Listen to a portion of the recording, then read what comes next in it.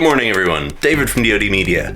It is Saturday morning. I have a little DIY project I wanted to get done today, so I thought I'd do a vlog. Okay, first off, I've got a pretty cool follow-up from the video that I made about shooting a product promo using a macro lens using that little Turns Pro unit. After I uploaded the video, I sent a link to the Turns Pro Twitter account because I kind of thought, well, you know, it's worth a shot. They might see it, they might like it, they might share it. And that's exactly what they did. And in fact, they reached out to me then and said, hey, you know, cool video.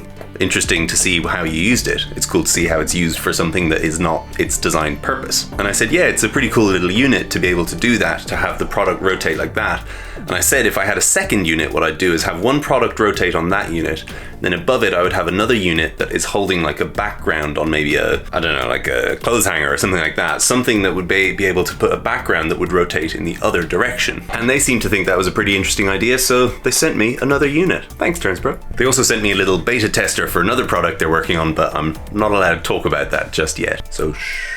Okay, so anyway, getting back to this DIY project that I want to do. This room here is essentially our spare bedroom. This sofa here pulls out and turns into a bed, but it also doubles as my office and editing suite. So in that cupboard there is where I do all my editing, and then it's also where I store all the gear. The reason for this is that we have a pretty small house. It's a 2-bedroom house, and so you've got to do the best with the space you have. And with that in mind, I've been wanting to change the location where we shoot our white backdrop photography for portraits and headshots and that kind of thing, because at the moment we shoot them in the living room downstairs. We have to move furniture around to get it out of the way. It's all just a bit of a pain. And it's one thing having a home studio, it's another thing basically turning your living room into a studio. I'd like something that's a little bit more of a permanent fixture, but given the space, something that can be put away if necessary. And so I looked at this white roll of paper, which is a photography backdrop, which I bought a couple of years ago. I actually had to saw off the end there because it was a little bit too long. So I used that for product photography and this for people photography. You can see this is pretty long. So if I get some brackets to put it on the wall there, that way it's out of the way when I'm not using it, but when I do want to use it, I can just pull this down and it will fit down right in front of this sofa here. And as I say, when we need to put it away, it can just roll up and be out of the way, and this can double again as a bedroom. That's my project for today. The first step is going to involve going to the hardware store, so I guess I'll take this opportunity to try out my newly improved car mount and see if that works. Alright. How's this looking? This is now on a new system. It's the same system as before with the 3 cups. I've just added an extra arm on the side of the cage, which is going to the other window. And that should help just stabilize it a little bit. I'll show you what it looks like now. So you got the same 3 cups as before, mounting to the top of the cage, microphone's off to the side, so it doesn't get in the way up there. But then I've got this extra arm here, which is attached by the little nano rail there, and then it's clamping onto the window, and that way it should just be a little bit more stable. So let's drive to the hardware store, see how this behaves. Okay, this is looking pretty promising, I think.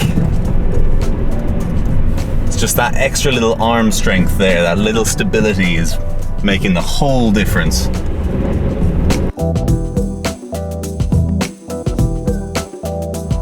I've got an ND8 filter on this lens just so that it's not completely overblown. Hopefully you can actually still see me. I'm not just this white halo. All right, while we're driving, I kind of wanted to talk about coffee making. You see, coffee making is something that's been happening for a very, very, very long time. And people have been filming themselves making coffee or filming the process of making coffee for a very long time. And until about last year, there was no kind of accusation of copying when it came to filming yourself making a cup of coffee. Until Peter McKinnon came along and just made it look absolutely incredible because he's an incredible filmmaker. And now I get the sense that there's this copyright nearly on making coffee as B-roll. And if you do that, you're accused of copying Peter McKinnon, which I think is kind of nuts because the reason he did it to start with, the reason why so many people do it to start with, is because it's such an easy storyline to tell from within your own house. You don't need actors, you don't need subjects, all of that. You don't need much planning, but it's a very clear process from start to finish where you can tell that narrative and you can really mess around in your own home, really try and find the best way to film that and interesting ways to show that happening. And I think it's something that everyone should try out. Every filmmaker should try doing. Just try it out at home, see how that works, like see how that process feels for you. But more importantly, I think it's really important that we stop accusing people of copying others. I mean, Peter McKinnon does it fantastically well, but much of what he does is derived from what Casey Neistat used to do.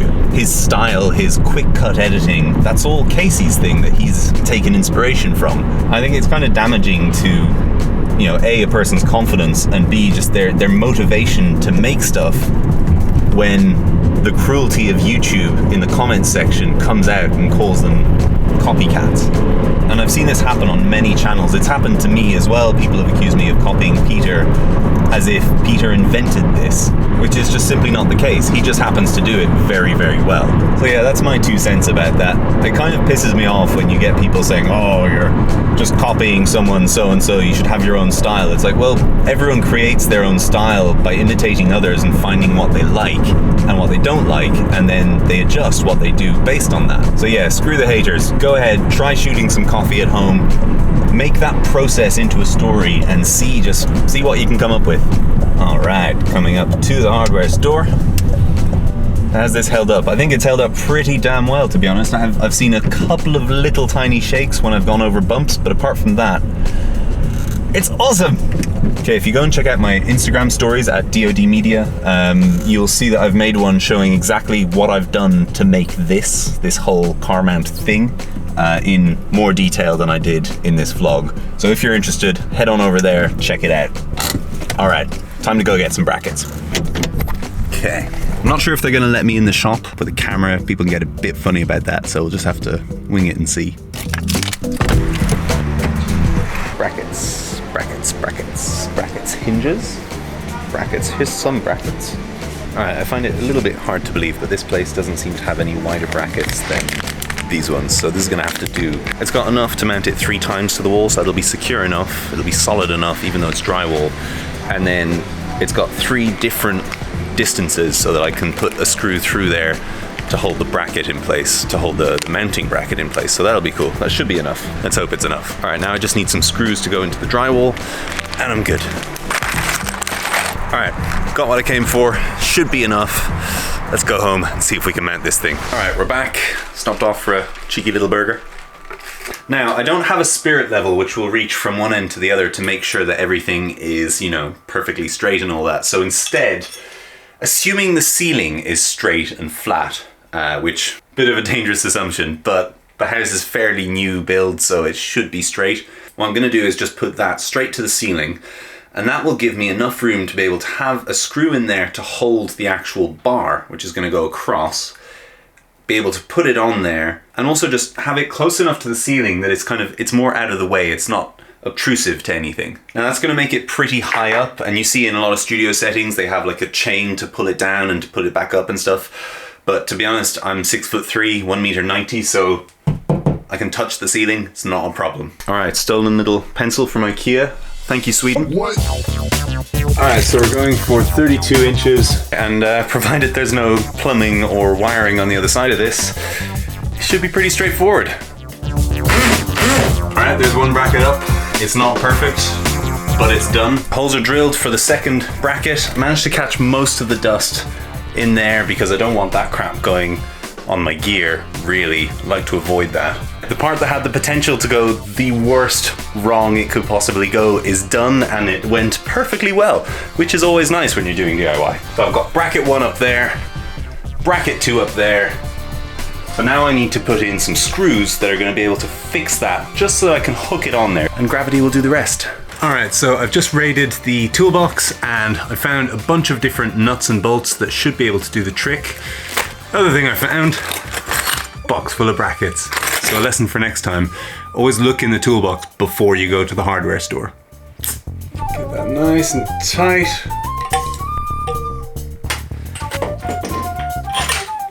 It's pretty cool. Try a pull up on it. Should I try a pull up on it? No. Alright, now let's try and put the roll on it and see how that works. All right, here is side of the roll 1, side of the roll 2. Oh yeah.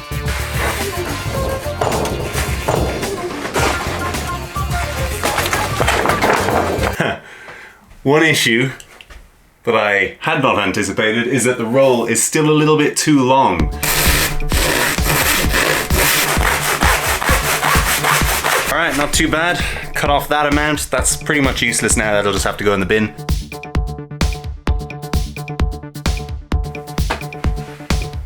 Awesome.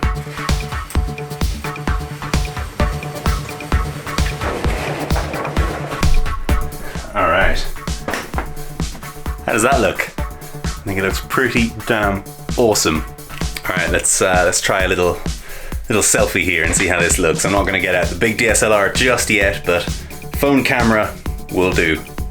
Folks, that's all from me. Hope you enjoyed watching this. Give it a thumbs up if you liked what you saw. Hit that subscribe button to get more videos and vlogs and tutorials and all sorts from me at dodmedia. If you've been thinking about setting up your own home studio backdrop kind of wall ceiling setup thing, then I hope you found this useful. I hope it pushes you to do it today. No better day than a Saturday for DIY. Boom!